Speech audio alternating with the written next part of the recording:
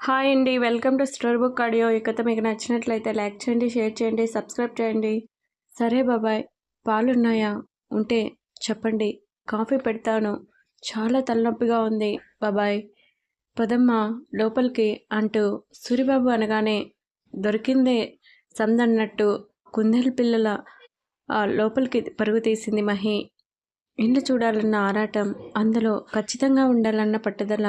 అందుకే వంట రాకపోయినా సరే 2 రోజులు యశ్వంత్ ఇంట్లో వంట చేస్తానని మాట ఇచ్చేసింది మన మహి. ఏంటి, డాక్టర్ చదివింది చూస్తుంటే మంచి పొజిషన్లో ఉంది. పైగా అయ్యగారి కోసం వంట చేస్తానంటూ ముందుకొచ్చింది అంటే ఏదో కారణం ఉంది అనుకున్నాడు సూరిబాబు. స్టవ్ వెలిగించి గిన్నెలో పాలు పోసి వెనక్కి తిరిగింది మహి. సూరిబాబు ఏదో ఆలోచిస్తూ ఉండటం చూసి, ఏంటి ఈయన లోపలికి రాకుండా అక్కడే నిలబడ్డారు అనుకుని, బాబాయ్ ఏమైంది, బయటే నిలబడి ఉన్నారు? ఏం లేదమ్మా, వంట చేయటానికి నేను మీ అయ్యగారి ఇంటికి రావటం ఏంటనే కదా మీ ఆలోచన? అవునమ్మా, ఎందుకో నీ మాటలు నాకు తెలుసు బాబాయ్, కానీ మీకు విషయం చెప్పాలి. నాకు ఏదైనా నచ్చింది అంటే అది సొంతం చేసుకునే వరకు ఊరుకోను. చిన్నప్పటి నుంచి ఆ అలవాటు. ఎంతలా అంటే నాకు ఇష్టమైన డ్రెస్ కొనకపోతే చాలు రూమ్ నుంచి అసలు బయటికి వచ్చేదాన్నే కాదు. ఒక ముక్కలో చెప్పాలంటే చిన్నప్పటి నుంచి పంతం పట్టుదల అన్నీ ఎక్కువే. పైగా నాకు ఇంకా చిన్నపిల్ల మనస్తత్వం. ఈ ఇల్లు నాకు బాగా నచ్చింది, చాలా అంటే చాలా.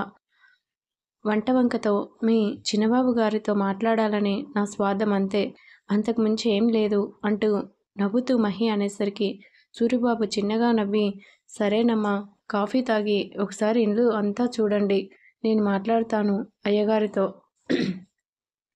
సరే బాబాయ్ అంటూ ఇండ్లంతా చూసింది మహి. చాలా నచ్చేసింది తనకి. ఎంత బాగుంది ఈ ఇండ్లు. ఎలా అయినా సరే రెంట్కి ఉండి నెమ్మదిగా ఇంటిని అమ్ముతారేమో కనుక్కోవాలి అనుకుని తనలో తానే ఎన్నో ఆలోచనలు తెచ్చుకొని ఉక్కిరిబిక్కి అయిపోయి కిచెన్ రూమ్కి వచ్చి కాఫీ కలిపి, బాబాయ్ రండి, కాఫీ తాగండి అని సూరిబాబుకి కాఫీ ఇచ్చింది. ఎందుకమ్మా, నాకు మీరు నాకు మీరు తాగండి. పర్లేదు బాబాయ్, తీసుకోండి అని మహి బలవంతం చేసేసరికి సూరిబాబు కాఫీ తీసుకొని సిప్ చేసి మహిని చూశాడు. ఏంటి బాబాయ్ అలా చూస్తున్నారు? కాఫీలో పంచదార వేయలేదా? వేశాను కదా బాబాయ్ అంటూ మహి సిప్ చేసి వెంటనే సింక్ దగ్గరికి వెళ్ళి వామిటింగ్ చేసుకొని నోరంతా కడుక్కొని, చిచి ఇంత దారుణంగా ఉందేంటి? షుగర్ బదులు ఉప్పు వేశాను, దేవుడా నోరంతా ఏదోలా ఉంది. అమ్మా, అసలు నీకు వంట వచ్చా? భయంగా అడిగాడు సూరిబాబు. అయ్యో బాబాయ్, నిజంగానే సూపర్ చేస్తాను, కానీ షుగర్ సాల్ట్ డబ్బా రెండు ఒకే చోట ఉన్నాయి కదా, నేను ఏదో ఆలోచిస్తే సాల్ట్ వేశాను. మీరు కాఫీ కప్ ఇలా ఇవ్వండి, మళ్ళీ పెడతాను కాఫీ. అయ్యో వద్దమ్మా, ఈసారి ఉప్పు బదులు ఏ కారం వేస్తుందో అని సూరి భయం. నా మీద నమ్మకం లేదా బాబాయ్? ఎంతో బాధగా అడిగింది మహి. అలా అని ఏం కాదమ్మా, ఇక్కడ జరిగిన పొరపాటు అక్కడ చేశావంటే బాగోదు కదా. చాచా, నేనెందుకు అలా చేస్తాను బాబాయ్? ఒకసారి జరిగిందని మళ్ళీ అలాగే జరుగుతుందని రూల్ లేదు కదా. నేను వంట చాలా బాగా చేస్తాను బాబాయ్. కావాలంటే మీరు ఉంటారు కదా, ఫస్ట్ మీకే పెడతాను భోజనం, సరేనా? సరే అమ్మా, పదండి, టైం అవుతుంది, మళ్ళీ చిన్నబాబు గారు బయటికి వెళ్తారు అని సూరి హడావిడిగా చేసేసరికి మహి సంతోషంగా బయటికి వచ్చింది. ఇదేంటి, ఆశ్రమానికి కాకుండా ఇంత పెద్ద ఇంటికి తీసుకొచ్చావు? అమాయకంగా అడిగాడు చిన్ను.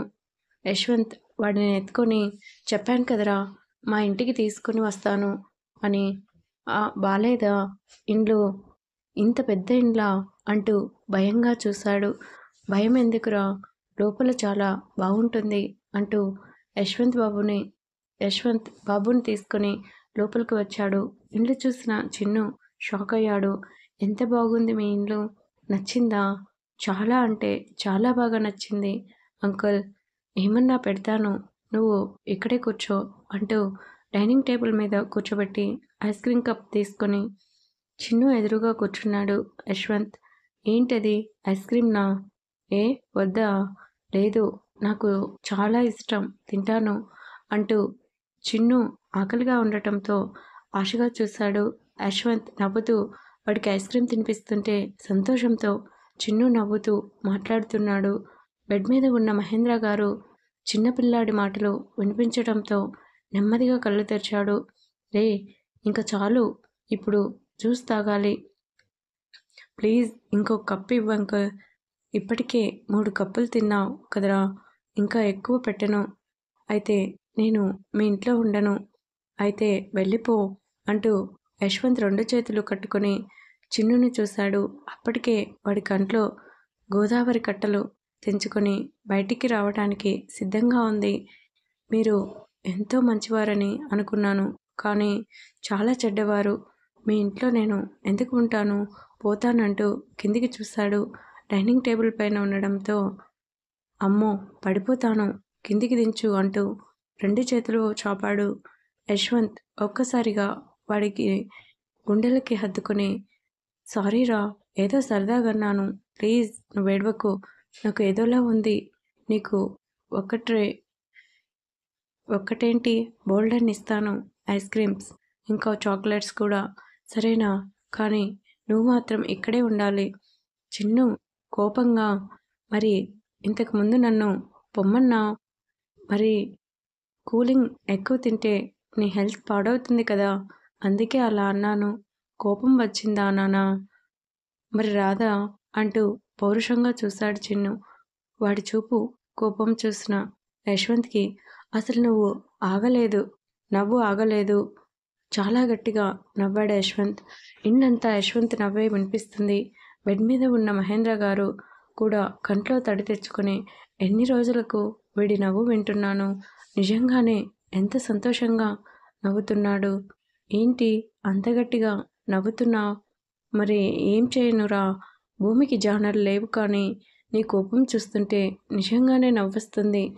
పెద్దవాళ్ళకు కూడా నీ అంత కోపం రాదు. మీరు నన్ను పొగుడుతున్నారా? లేదంటే ఏం మాట్లాడుతున్నారు? నాకసలు అర్థం కావటం లేదు.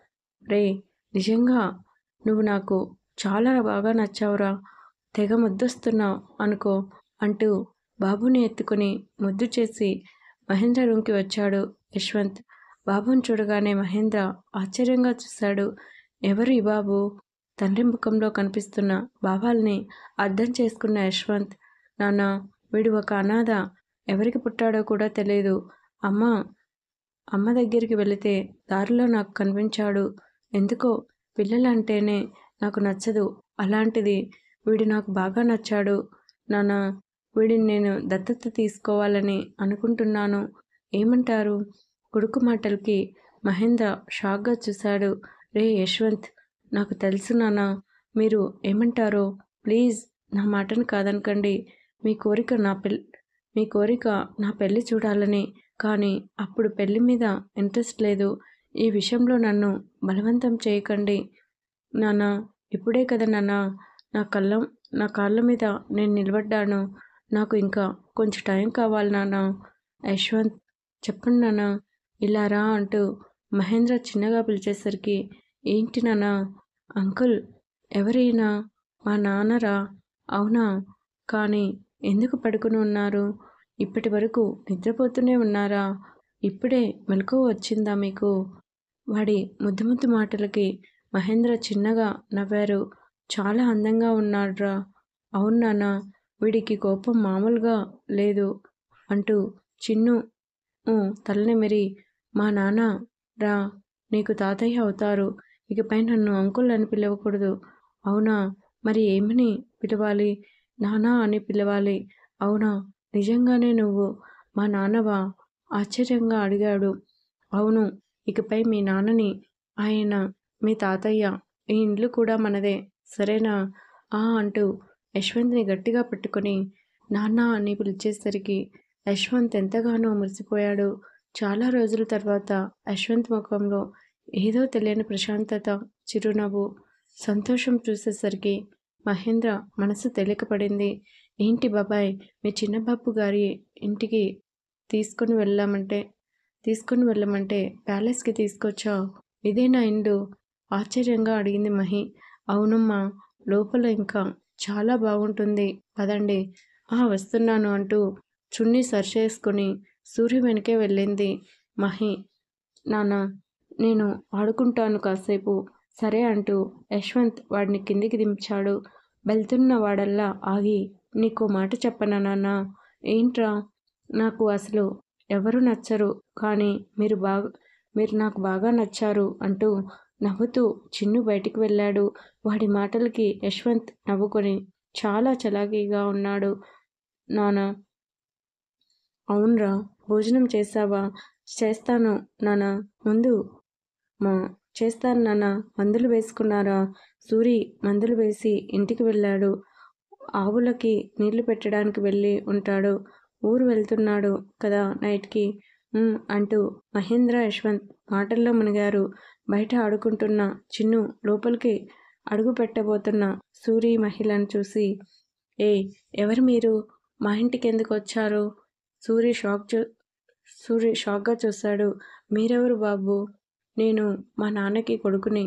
ఇంతకీ నువ్వు ఎవరు? ఆ ఆంటీ ఎవరు? బాబుని చూడగానే మహి, మేము మీ నాన్నతో మాట్లాడడానికి వచ్చాం. మా నాన్నతో మీకు ఏం పని? ముసలు చిట్లించి అడిగాడు చిన్ను. ఊర్ని కూతంత లేవు, ఎన్ని ఆరాలు తీస్తున్నావు? అసలు నీ పేరేంటి? చిన్ను బాల్ పక్కన పడేసి కోపంగా ముందుకు వచ్చి, ఏంటి? నేను అడిగిన దానికి సమాధానం చెప్పటం లేదు. ఎవరు మీరు? బాబాయ్. ఎవడు వీడు? చాలా ఎక్కువ చేస్తున్నాడు. అదేనమ్మా, నాకు అర్థం కావటం లేదు.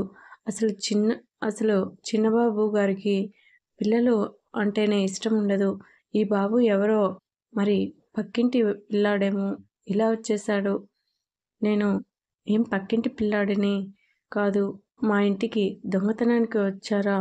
చెప్పండి. ఎంతో పౌరుషంగా మాట్లాడుతున్న చిన్నుని చూసి షాక్ అయింది మహి. బాబు, నేను ఇంటి పనోణ్ణి అంటూ నవ్వుతూ చెప్పాడు సూరిబాబు. అవునా, నువ్వు ఈ ఇంటి పనోడివా? మరి ఈ ఆంటీ ఎవరు? పనమ్మాయా? రేయ్, నెత్తి మీద ఒక్కటిచ్చానంటే దెబ్బకి ప్యాంటు తడుపుకుంటావు. నేను పనమ్మాయిలా కనపడుతున్నానా? కోపంగా అడిగింది మహి. చిన్ను కోపంగా, మరి నువ్వెందుకు వచ్చావు? అన్నీ తెలుసు, అన్నీ నీకు చెప్పాలా? బాబాయ్, ముందు వీడిని బయటికి గెంటేయ్. మహి ఆ మాట అనగానే చిన్ను ముఖం చిన్నబోయింది. కోపంగా పరుగులాంటి నడకతో యశ్వంత్ దగ్గరికి వచ్చాడు. ఏంట్రా అలా ఉన్నావు? ఏమైంది? ఎందుకు కోపంగా ఉన్నావు? ఒక్కసారిగా యశ్వంత్ని గట్టిగా పట్టుకుని ఏడుస్తూ, ఆ ఆంటీ ఎవరో నన్ను బయటికి పొమ్మని కసురుతుంది. ఇది నేనులే కాదా? నువ్వు మా నాన్ననువి అని చెప్పవు. మరి ఆవిడ ఎందుకు నన్ను పొమ్మంటుంది? చిన్ను ఏడ్చేసరికి యశ్వంత్ బాధగా, అసలు ఎవర్రా నిన్ను పొమ్మని కసిరింది? చెప్పెవరు? పద, నిన్ను బయటే ఉంది నాన్న. పద, నిన్ను ఎవరు ఏమన్నారో చెప్తాను వాళ్ళ సంగతి అంటూ చిన్నుని ఎత్తుకొని కోపంగా బయటికి వచ్చాడు. ఓ యశ్వంత్. గుమ్మం దగ్గర ఉన్న మహి ఎదురుగా చిన్నుని ఎత్తుకొని యశ్వంత్ని చూడగానే షాక్ అయ్యింది.